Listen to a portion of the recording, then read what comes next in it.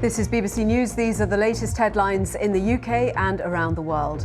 Anger in the Netherlands over new COVID restrictions. Dutch police have shot and wounded at least 2 people during rioting as coronavirus infection rates rise across Europe.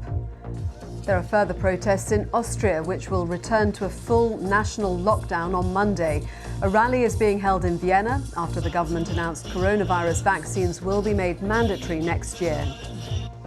Joe Biden says he's angry after a teenager who shot dead 2 people during racial unrest is cleared of murder. Protests took place in New York following the verdict. The president says it should be respected. I stand by what the jury has concluded. The jury system works and we have to abide by it.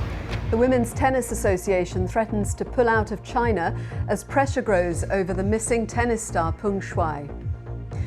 A record number of people died while detained under the Mental Health Act in England during the first year of the pandemic, according to new figures from the health watchdog. A public consultation starts on a potential ban on single-use plastics like disposable cutlery and polystyrene boxes in England. And nearly £40 million has been raised for BBC Children in Need, with a host of stars and performers joining Pudsey Bear for the annual fundraiser.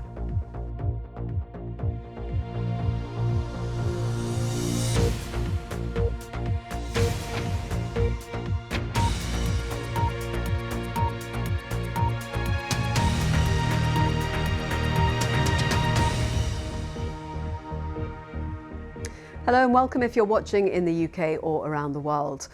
The mayor of the Dutch city of Rotterdam has condemned what he's called an orgy of violence after protesters took to the streets to demonstrate against coronavirus restrictions. The Netherlands is one of a number of places in Europe to reimpose a lockdown because of a surge in cases.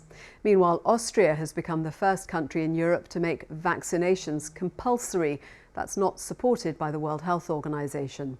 And Germany has imposed new COVID restrictions on the unvaccinated amid a surge in cases. Well, we can show you a graph now which shows a rolling 7-day average of daily cases per million people in Italy, Germany and the UK. But look what happens when we include the Netherlands and Austria. You can see there the big difference, the numbers jumping to more than double the rate in the UK and Germany.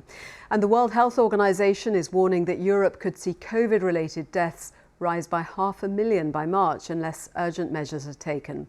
Tim Muffet reports.